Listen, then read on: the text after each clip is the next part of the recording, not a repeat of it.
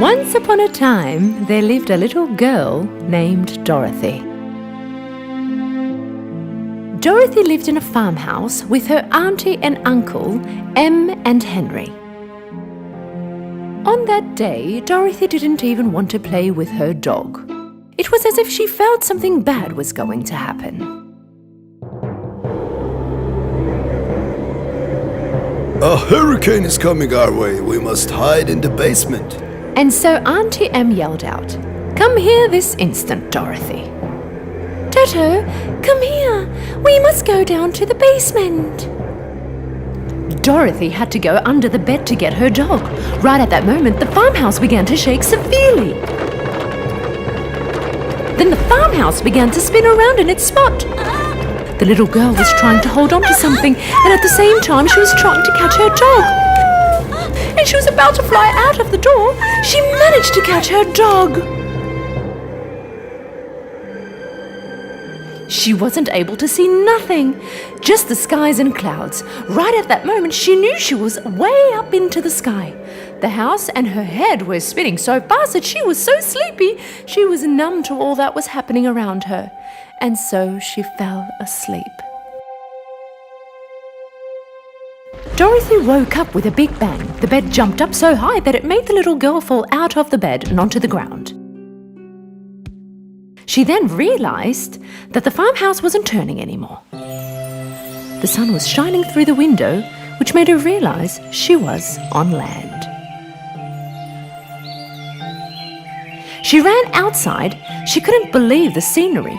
Her jaw dropped. There were fields of flowers as far as the eye could see. Then suddenly, Dorothy saw little men running towards her. The men had cone-shaped hats, and the little bells on top of their hats were ringing. Also, their uniforms were blue, and they all had very long beards. When the little men came next to Dorothy, there appeared a tiny lady with a white dress. "The mightiest magician, welcome! I'm the good-hearted witch of the north, and these are my friends, the dwarfs. I want to thank you for getting rid of the wicked witch of the east and saving us."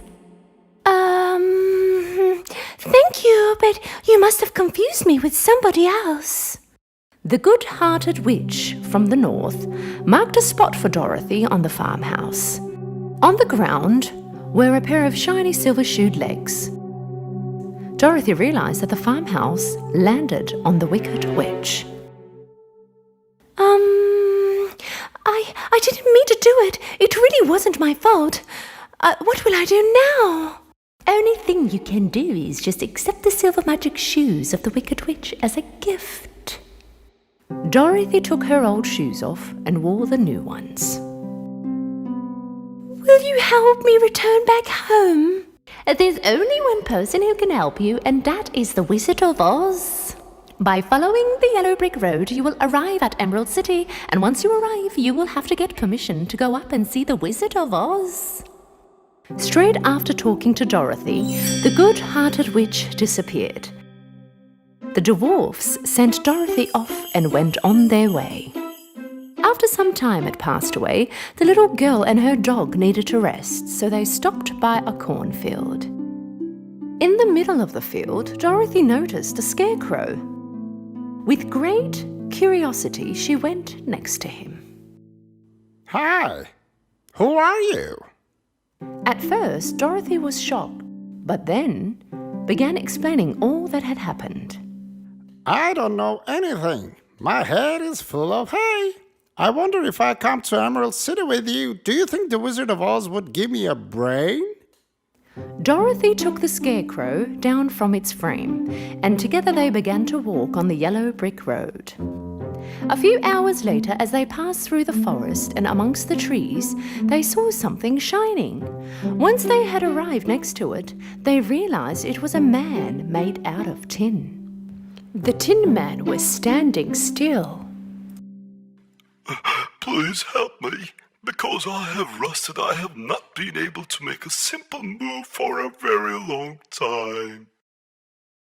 How can we help you?